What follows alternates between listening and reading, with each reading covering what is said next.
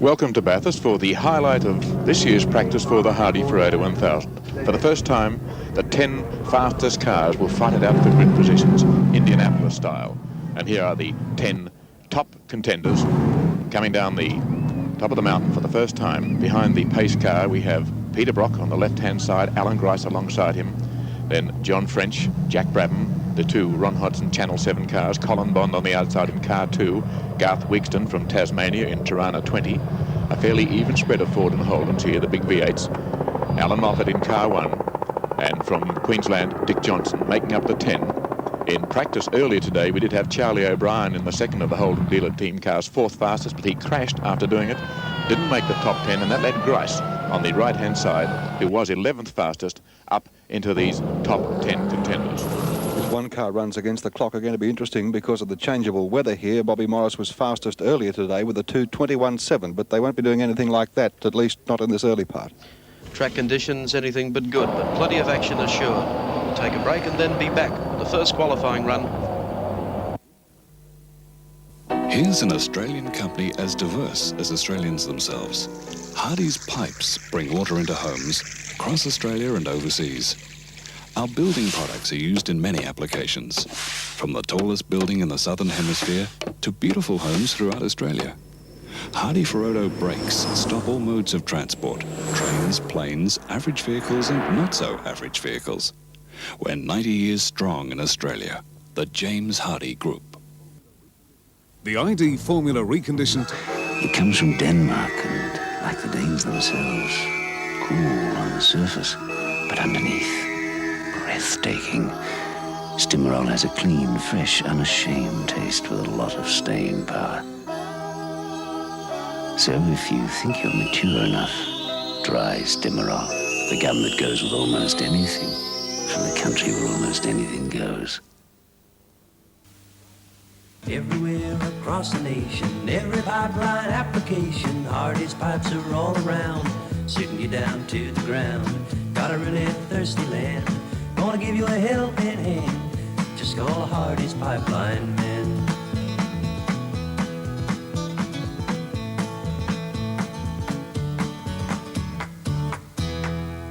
Just call the Hardies pipeline man.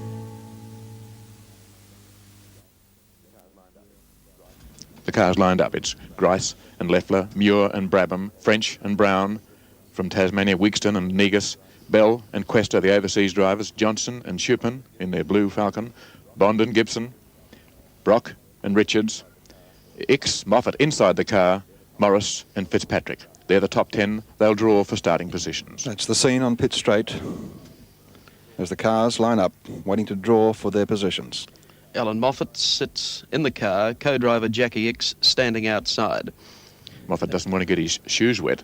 Ivan Stibbard, position number 10, so I don't think Alan will be too happy about that. Unless the weather changes. Alan, very tense. Here's Peter Brock, hoping for a late number, I'd say, because the weather's clearing.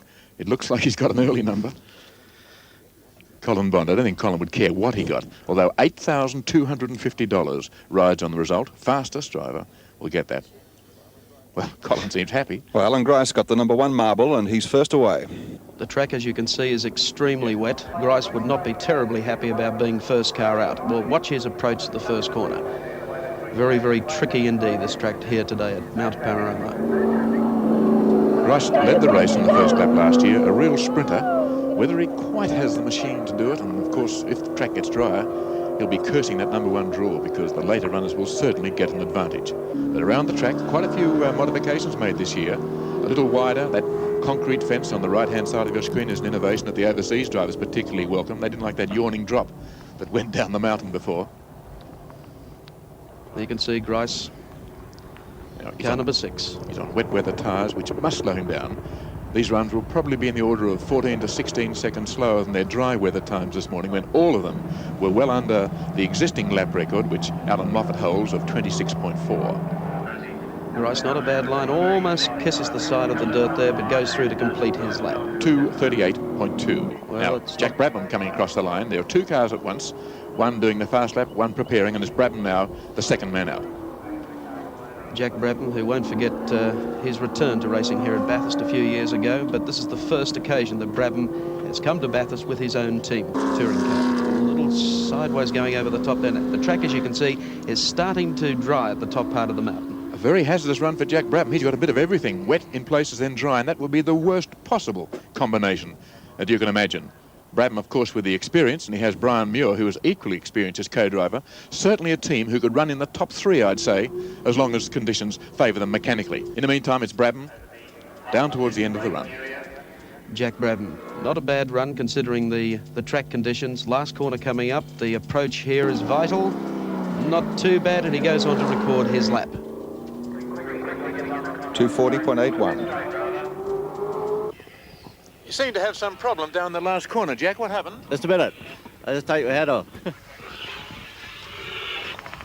I got earplugs in. I was saying you seem to have some problem down in the last corner. Yeah, actually it was a bit slippery down there, and I think the main thing I was interested in is having it in one piece for Sunday. That's the main object. So it's the race, not the practice, that concerns right. Jack Brabham. Very good.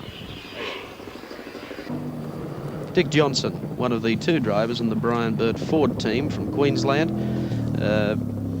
Also driving in this particular team, we have Warwick Brown, Vern Shubin and John French. Very, very fast in the early practice today, and one certain to draw well on the grid.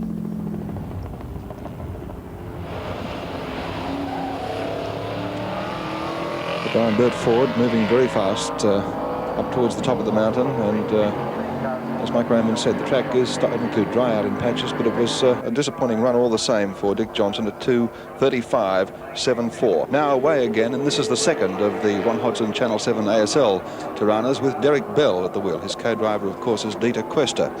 And they've been turning in some very, very good times. Let's see how, how